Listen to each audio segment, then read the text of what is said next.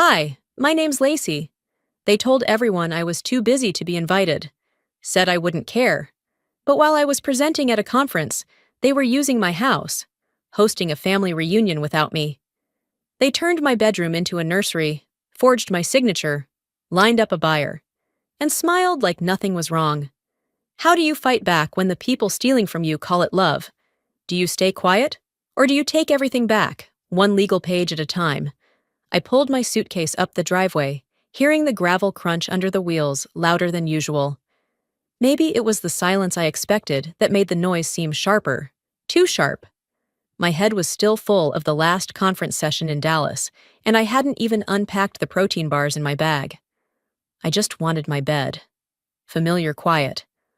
A long, hot shower with water pressure that didn't feel like it was rationed.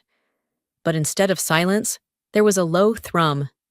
Laughter, music, the unmistakable sound of children darting barefoot across a wooden deck.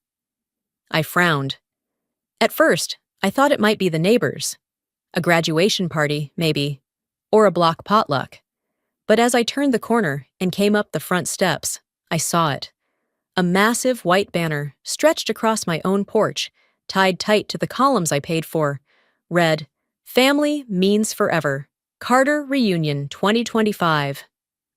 I stopped cold. My hand gripped the suitcase handle like it was an anchor. The door was wide open. I could see balloons drifting around the foyer.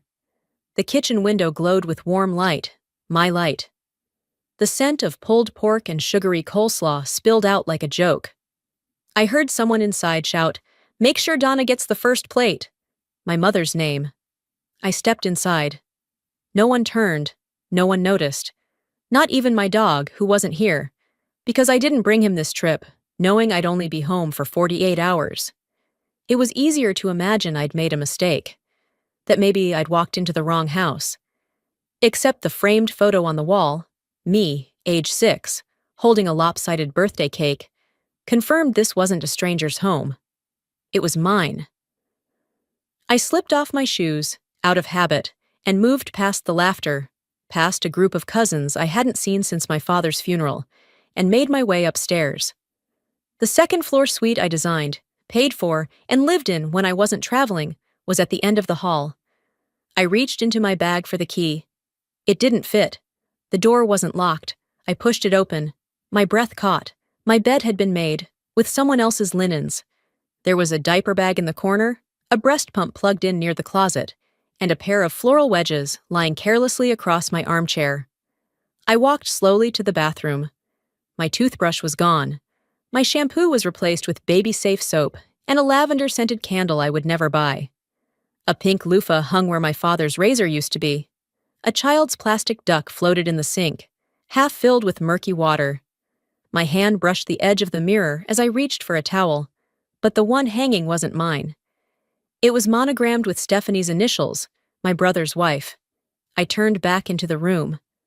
On the nightstand was a half-eaten granola bar, a crumpled paper towel, and a toy that chirped when I accidentally nudged it.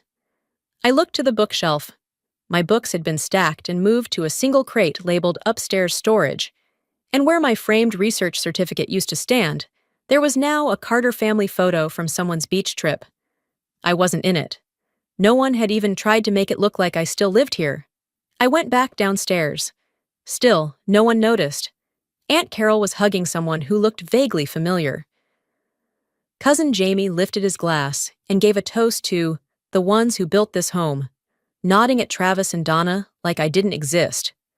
I stood in the hallway, half in shadow, half in the light from the dining room, and watched a slideshow flicker across the living room TV. Photos from years ago, and some from recent months. Birthday cakes, baby showers, 4th of July barbecues. All in this house. My house. My face was in 2 photos. Both from childhood. Nothing after 2005. I could feel the heat building in my chest. Not anger, not grief. Just heat. Like something old was burning from the inside. I turned, walked toward the foyer. My suitcase was still where I left it. The wheels tilted slightly, like even it didn't want to stay. As I reached for the handle, I whispered it. Quiet. Just for me. I'm not supposed to be here. I looked back. No one noticed. Then I opened the door and stepped out into the dusk. Then, why did they make sure I was gone before they came? I didn't go far. Just circled the block, walking slow, trying to find a version of this that made sense. Maybe someone else planned the reunion. Maybe it wasn't supposed to be in my house. Maybe it started as something smaller and spiraled. That's how they'd explain it, I was sure. The kind of lie that doesn't sound like a lie until it's repeated too many times. By the time I stepped back inside, the light had shifted. The evening sun angled through the front windows, casting long, warm strips across the floor. Most of the guests had migrated into the living room. The noise was softer now, no more kids screaming, just the low hum of conversation and a faint playlist of 80s throwbacks that probably hadn't changed since the last family barbecue. I stood just behind the edge of the archway, half in the dining room, half in the hallway, watching the slideshow flicker on the big TV. The opening slide read, "The Carter Legacy." A baby picture of Travis came up first, then another of him in his high school jersey. Graduation, his wedding, baby shower, more of Travis. I kept watching. The screen showed Donna blowing out candles at her 50th. My father, just once, sitting next to Travis, arms slung proudly over his shoulder. There were group photos from events held in this house. My house.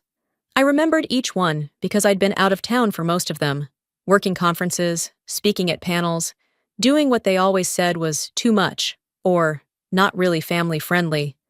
Then came a slide with the title, "The Next Generation." There was my nephew and Travis's godson, 2 kids I barely knew.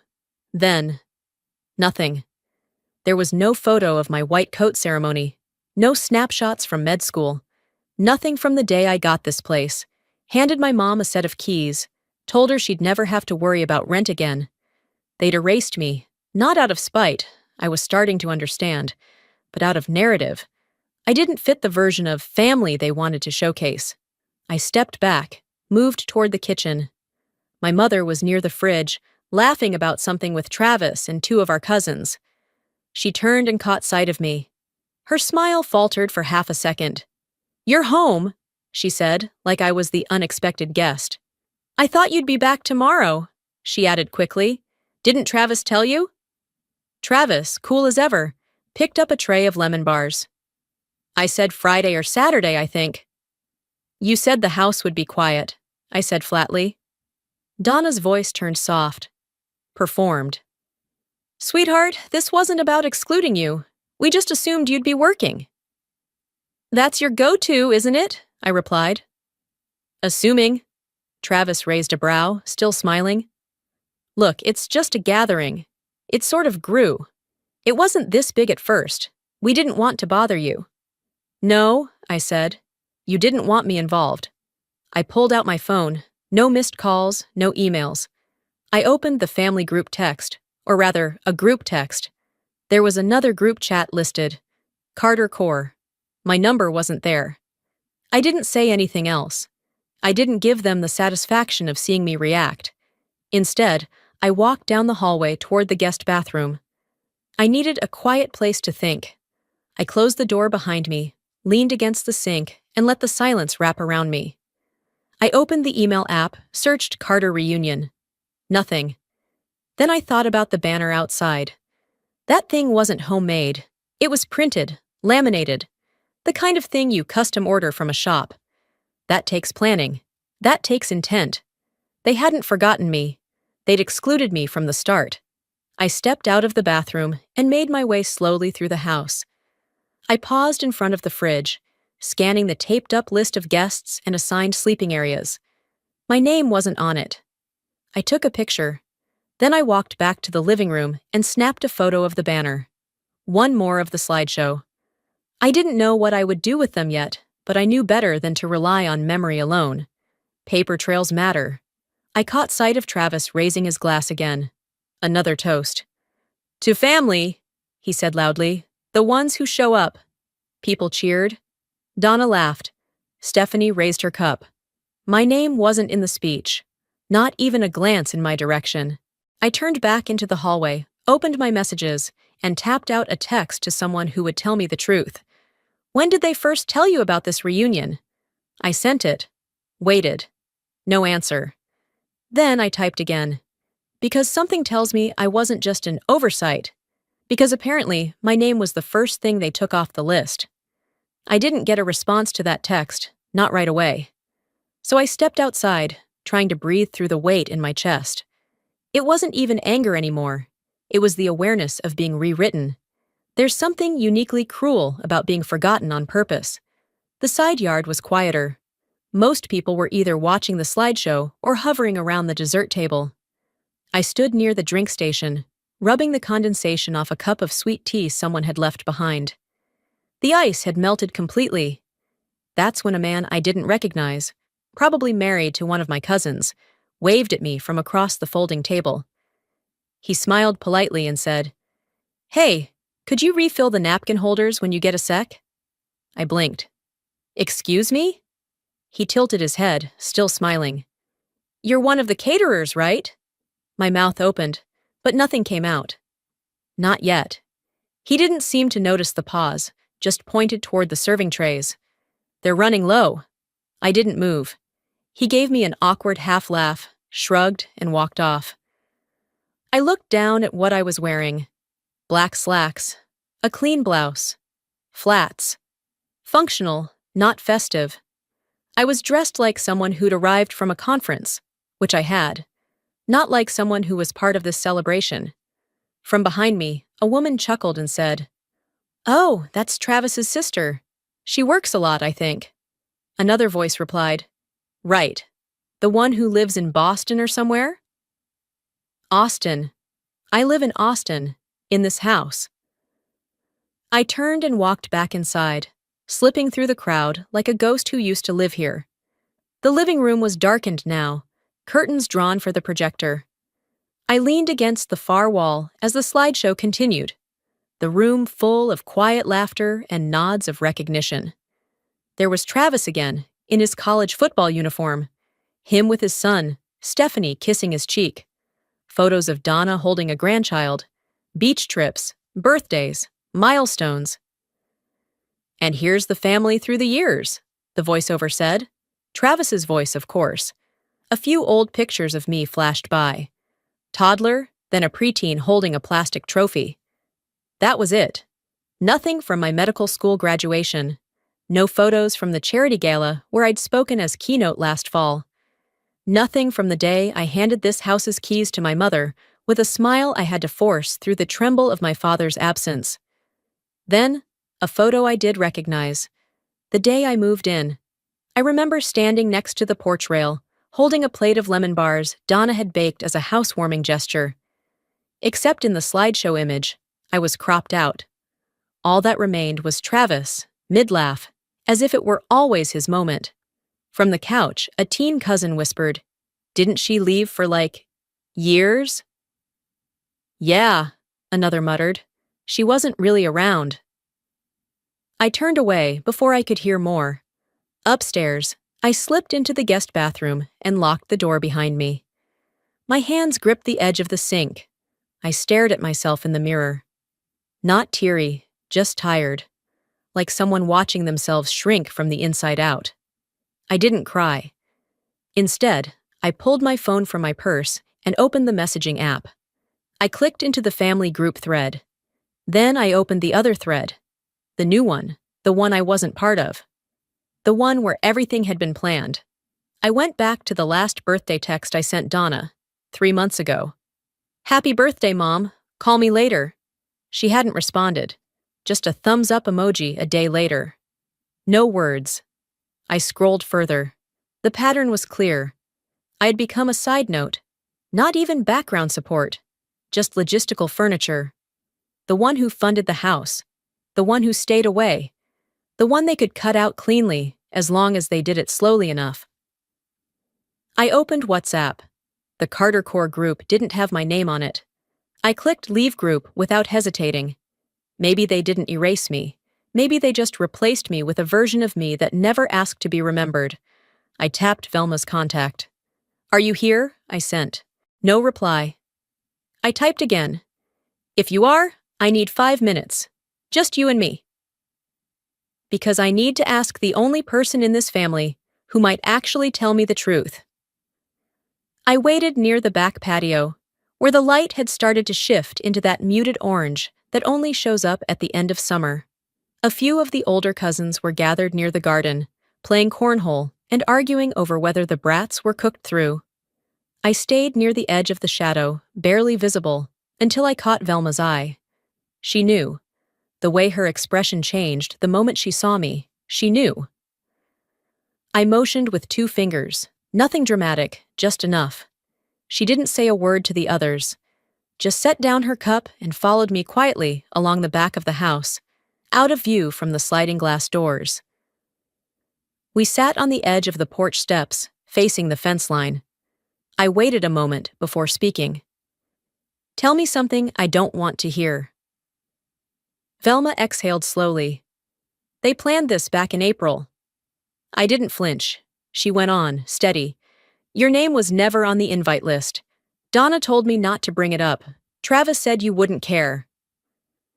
I stared straight ahead, jaw tight. Velma reached into her handbag and handed me a folded printout. The paper was creased and smelled faintly of cinnamon gum. I opened it. A spreadsheet. Names, RSVP dates, room assignments. Everyone. Even cousins I hadn't seen in 10 years. Except me. You're not crazy, baby, she said softly. They wrote you out. I nodded once and folded the paper, slipped it into my pocket.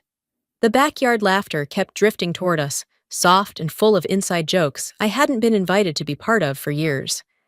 But this was different. This wasn't neglect. This was strategy. Later that night, after the last tray of food had been covered and the music switched to low country ballads, I moved upstairs. There's a cabinet at the end of the hall, a holdover from when my father insisted on family-accessible documents. Donna had claimed it after he passed, labeled it household files. It wasn't locked. I slid the top drawer open. Bank statements, maintenance invoices. I kept flipping until I saw a thick folder labeled Deed plus Ownership. I opened it. The first page was a copy of the original co-ownership agreement. My name was there, in the place where it should be. The second page was a printed draft, heavily edited. There was a signature in my name, but the ink didn't match. Neither did the handwriting. It looked like someone had tried to trace it, then gone over it twice to make it stick. 2 sticky notes clung to the corner. Ask Notary Monday. Include transfer clause for seamless title change. I stared at them for a while. It was like reading your own obituary and realizing it had been scheduled in advance. I took photos. Every page. Then carefully slid everything back into place, exactly how I'd found it. As I walked back toward my room, I passed the kitchen and paused. The light was still on. Voices. Low. Familiar. I moved closer, keeping my steps quiet on the hardwood. Travis. Once it's transferred, she won't be able to block anything. Legally, we'll have control. She's never here anyway. Donna. I just want it settled before the baby comes. I can't deal with more stress. Travis again. She thinks she's the martyr, but she doesn't even show up for Easter. And I'm sorry, but this house means something to us. Donna made a clinking sound, probably tapping her glass against his. It should go to someone who values it. I didn't move, just turned and walked away. In my room, I opened the bottom drawer of my desk and pulled out my own file. The one with the deed. The one signed with a real pen, by a real notary, in a real bank office I paid for. I laid it side by side with the doctored one on my desk. Then, I pulled out a fresh legal pad. Across the top, in black ink, I wrote, Fraud. Intent to transfer property without consent. I underlined it twice. Then, slowly, I added, Forged signature. No written consent. Financial misrepresentation. Verbal confirmation. Kitchen, 9:40 p.m., Donna and Travis. I set down the pen and stared at the list. There was no need to shout. No need to confront them with rage. If they wanted to turn this into a power move, They were going to learn what it was like to face someone who doesn't need to scream to win. They thought I was the quiet one. They were about to meet the version of me they worked so hard to erase. I tucked the tampered copy into a folder, sealed it, and slid it into my briefcase. Then I put the original deed back into my drawer and locked it. Back on the legal pad, I scribbled one more sentence across the bottom. If they want a war over this house, they're going to get a legally binding one. They think I'm here for the potato salad, but I'm here to take inventory of what they've already stolen. It was almost 10 o'clock when I made my way to the stairwell. The party had thinned out, but the people who mattered, at least to the plan, were still hanging around. I found a quiet spot halfway up the stairs, where the second-floor landing overlooked the living room but stayed out of everyone's line of sight. The floor creaked under me slightly when I sat down, but no one looked up. I pulled the legal pad back onto my lap and continued the list, cataloging every red flag I'd ignored for years. That's when Velma came around the corner. She had a small styrofoam cup in her hand, probably tea, maybe coffee if someone had bothered to brew it fresh. Her eyes scanned me first, then the pad in my lap, and she gave a knowing nod. "I heard your name wasn't even included on the original group email chain," she said, lowering herself slowly onto the step beside me. I didn't respond right away, just kept the pen hovering, mid-thought. She sipped whatever was in the cup and looked toward the voices drifting up from below. "They chose this weekend because you'd be out of town," she continued. "Travis said you'd just make things complicated." "Complicated," I repeated, mostly to myself. "I asked about you," she added, her voice quieter now. "Donna said you were busy. Travis said you'd thank them for not dragging you into the hassle." I exhaled, not sharply, but like I'd been holding something stale in my lungs too long. "They didn't just forget me," I said. "They planned around me. Strategically." Velma placed the cup beside her on the step. "You always were the one who held it all together, but when people get too comfortable, they forget who paid for the glue." She left not long after. I stayed where I was, thinking about that glue, about how much I'd invested just so they could pretend it had always been theirs. About an hour later, once dessert had been served and cleared, Donna tapped her glass with a fork. "Let's do a little family check-in before everyone heads out," she called. I paused at the top of the stairs.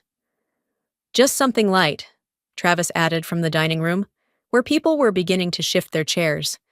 "Talk through shared spaces and such, housekeeping stuff."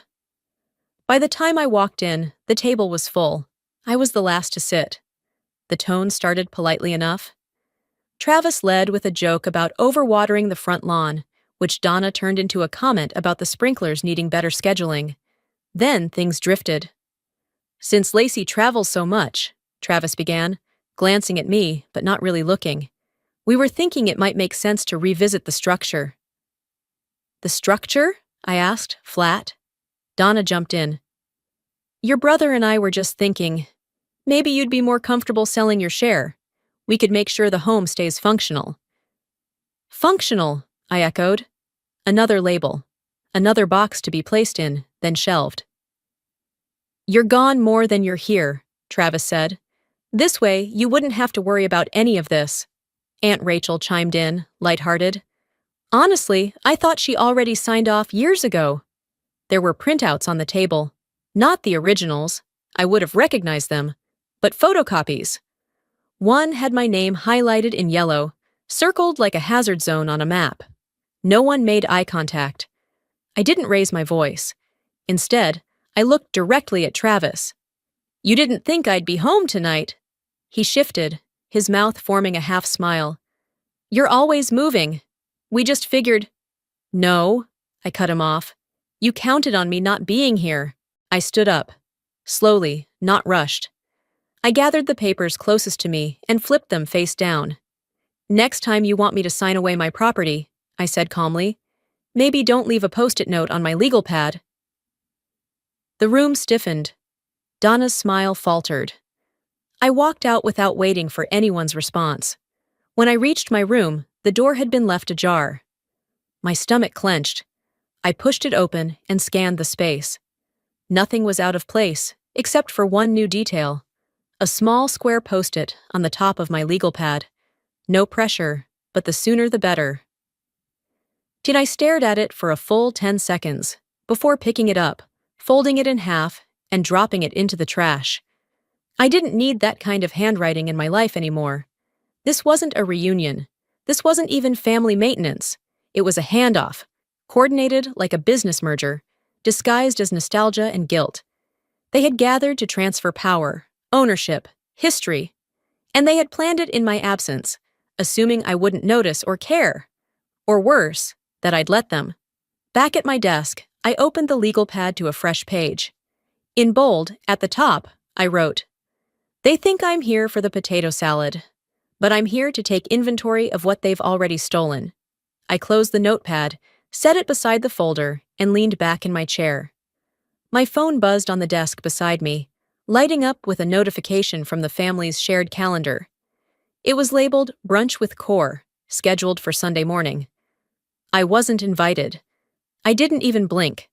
Instead, I left my suite and headed toward the guest rooms. I wasn't looking for confrontation, just space. Some air that didn't smell like deception masked in lemon-scented furniture polish. As I stepped into the hallway, I nearly collided with Kayla, my cousin's teenage daughter. She had something clutched in her hand, swinging it proudly. "Hey, Aunt Lacey," she chirped, holding up a delicate gold chain with a small curved pendant. "Look what Grandma gave me. She said it was hers from back in the day." I stopped in place. It wasn't Donna's necklace. It was mine. I bought that chain 6 years ago, the same week I made the final payment on the house. I gave it to Donna with a handwritten note that said, "Thank you for believing in my dream." She'd smiled and said, "This will always remind me that we built something together." And now, she had passed it off like a party favor. "That's nice," I said, my voice measured. "It suits you." Kayla smiled and skipped past me, humming something off-key. I turned and walked back to my room, shut the door gently, and sat at my desk again. I didn't slam drawers. I didn't cry. I didn't even get angry. I just took out my phone and opened my email. And there it was, like it had been waiting for me. Subject line: "I didn't think it was real until today." It was from David, one of the few cousins I still halfway trusted. We'd gone to the same undergrad, stayed in touch here and there, nothing major. The message started simple.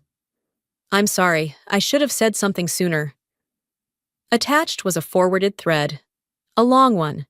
The kind that builds over weeks, where people feel comfortable revealing who they really are, because they think the room is private. The first email was from Travis. Subject: Carter Weekend Agenda.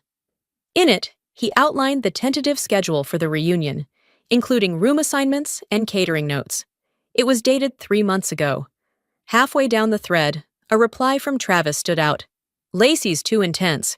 She'll ruin the vibe. Let's just plan around her." Donna replied shortly after, "She's always been distant. She'll be fine. She's got her own life." The rest of the family had chimed in with emojis and short, agreeable comments. Not one person said anything in defense. No questions, no pushback. They didn't just leave me out. They painted me as difficult, unapproachable, a liability to the mood. I closed the email and sat still for a moment, staring at my reflection in the darkened screen. What bothered me most wasn't the exclusion. It was the quiet agreement, the convenience of it all. They'd chosen to make me the problem, so they wouldn't have to admit their own comfort with erasing me. I opened my laptop. Folders lined the desktop, some personal, some professional. But I clicked straight into the one labeled House. Inside were the deed scans, the email correspondence from the bank, tax records, zoning permits. I began dragging all of it into a new folder. I renamed it June Property Conflict, Legal Prep. Next, I opened the family Dropbox. I scrolled through the photos they'd uploaded from the reunion. Me? Not even once. I right-clicked the folder. Delete. A pop-up asked, Are you sure you want to remove yourself from this shared folder? Yes. Done. Then, just to be sure, I logged out completely. I wasn't part of that history. I wouldn't keep pretending to be. Before going to bed, I pulled up the voicemail app on my phone and hit record. Hi Barbara, it's Lacey. I'll need an hour of your time Monday morning. It's regarding misuse of shared property and what I believe qualifies as forgery intent. I saved it, labeled it voicemail legal notice, and added it to the new folder. Then I stood, walked over to the door, and locked it. For the first time in a long while, I smiled. Not because I felt triumphant, not because anything had been fixed, but because I finally understood where I stood. I wasn't here to ask for understanding. I was here to set the record straight. Please stay after the party clears out. I need a witness. Velma's reply came 2 minutes later. I'll be there. I slipped my phone into the side pocket of my slacks and moved quietly down the hall. The lights in the house were lower now. Someone had dimmed them to match the slow fade of the evening. Most of the guests were congregating around the dessert table or drifting toward the front door. The night had shifted into the soft, polite phase where people say long goodbyes they don't really mean. That's when I remembered the drawer. There's a pantry closet off the kitchen that Donna turned into a kind of household command center. Not quite an office, but close enough. The shelves were lined with printer paper, receipts, junk mail, and mismatched pens in a mason jar. On the small counter space, I spotted a neat stack of printed documents, right where I expected them to be. I pulled them closer, flipping through slowly. The first page made my chest tighten. It was a revised co-ownership agreement. My name was at the top, my signature at the bottom, except the pen stroke was off. My actual signature curves down in the R. This one arched slightly upward. They had tried to fake it. A sticky note had been pressed just above the line. Review final terms with notary before Monday. My stomach turned as I read the clause halfway through the next page. In the event the co-owner is absent for more than 90 days in a calendar year, full authority will default to the primary resident. They hadn't just guessed I wouldn't be home. They planned around me. I took a photo of the signature, then one of the clause, then the cover page. I slid them back exactly where I found them and walked back into the hallway. The conversation downstairs had gone faint, broken up by music and clinking silverware. On my way back to the stairs, I paused at the door to my old bedroom. It was cracked open. Inside, the room had been transformed. A banner reading Baby Coyle's Nursery hung above the bed frame. There were baby clothes neatly folded on top of the dresser, onesies, tiny socks, a blanket with embroidered initials. Balloons floated lazily near the ceiling. The scent of baby powder drifted through the air. Travis stood in the corner, giving a tour to one of our aunts. Best natural light in the house, he was saying. Figured this space made the most sense.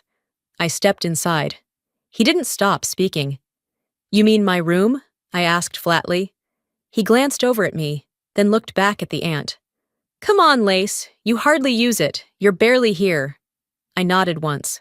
Right. Barely here. And that means it's open for grabs? Another cousin poked her head in and added, It's kind of poetic, isn't it? One chapter ends, another begins. I didn't respond, just walked over to the dresser and picked up a stuffed animal, something generic and plush. I haven't died, I said. Travis exhaled loudly. Don't be dramatic. You live in airports now. I set the toy back down and walked out. Back in my suite, I shut the door, locked it, and leaned against the edge of the desk. My hands weren't shaking yet, but I could feel it creeping up. The kind of shake that doesn't come from nerves, but from clarity. Cold clarity. I opened my legal folder, spread the documents across the surface, and started writing a timeline. April. Initial group emails. No mention of me. May, new co-ownership draft printed. Signature faked June. Family check-in used to pressure sell-off tonight. Bedroom repurposed. Documents exposed. Intent confirmed. This was no longer a misunderstanding. This was coordination. Calculated transition of property disguised as a sentimental weekend. This is no longer an emotional wound, I said under my breath, pen still moving. It's a legal violation, and it ends tonight. I opened my laptop, composed a draft email. Subject: breach of co-ownership agreement. Immediate action required attached. Photos, copies, timestamps. I didn't hit send yet. Not until I had a second set of eyes on it. I grabbed my phone and texted Velma again. Front porch, midnight. Then I opened my window to let the air in and sat in silence.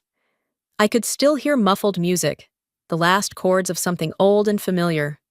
Travis's voice echoed faintly from below, still laughing, still leading. But by this time tomorrow, none of them would be laughing. They'll get the email before dessert. I closed the laptop with a quiet click and stood still for a few seconds, letting the silence wrap around me. The room felt cleaner now. Not physically, but inside my chest. Like I'd finally cleared the air I'd been holding for years. The draft email had been sent. Velma had seen everything.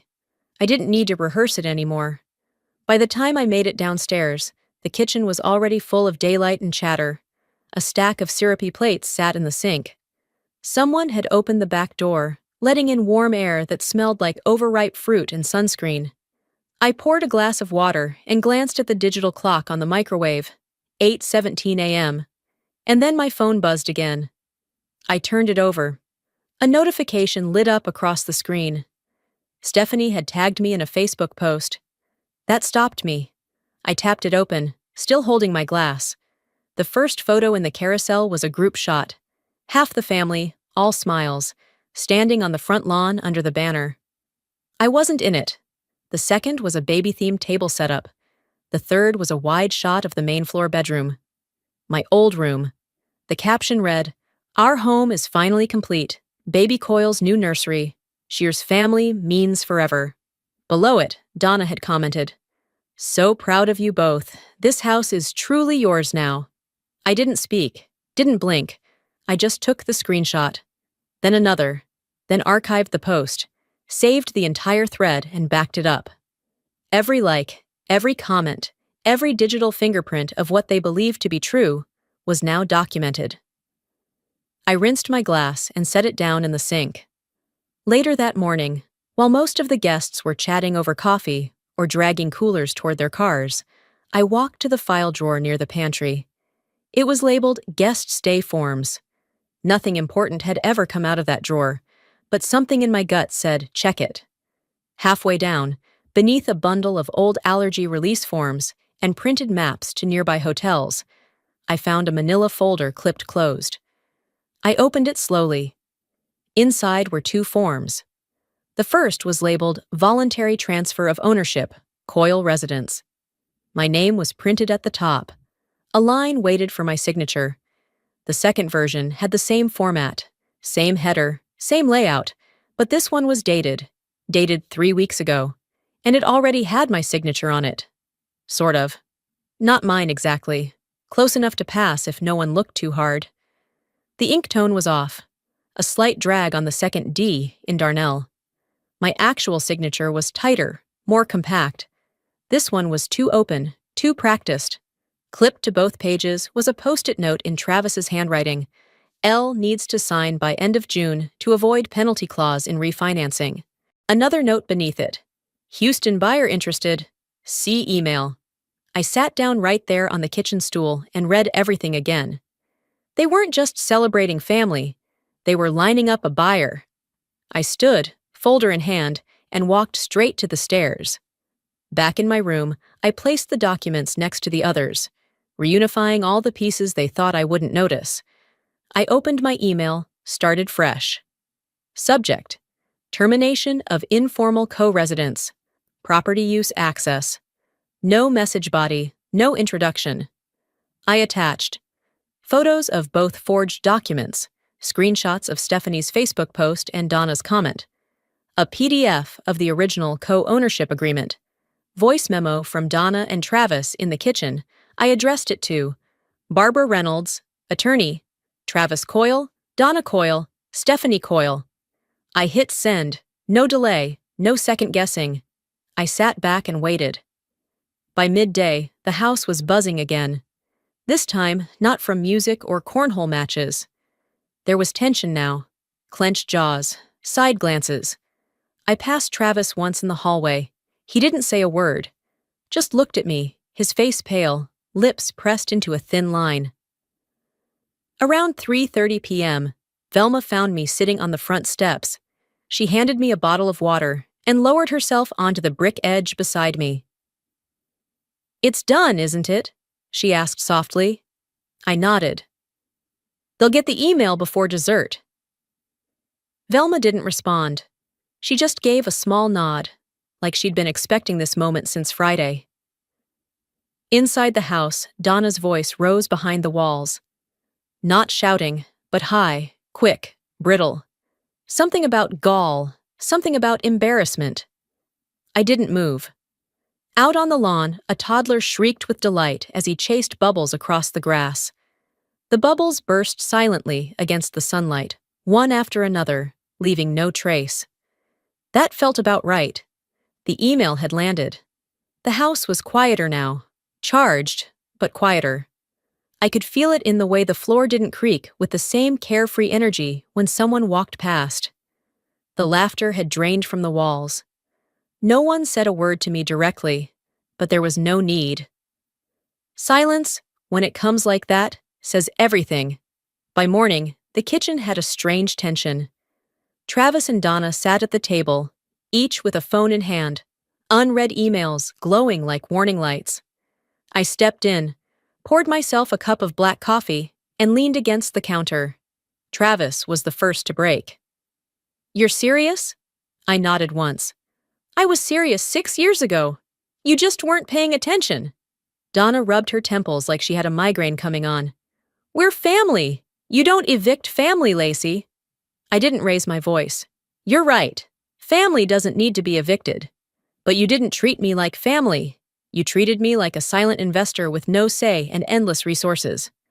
I pulled the envelope from my back pocket and slid it across the table. "Notice of restricted access," I said. Filed and notarized.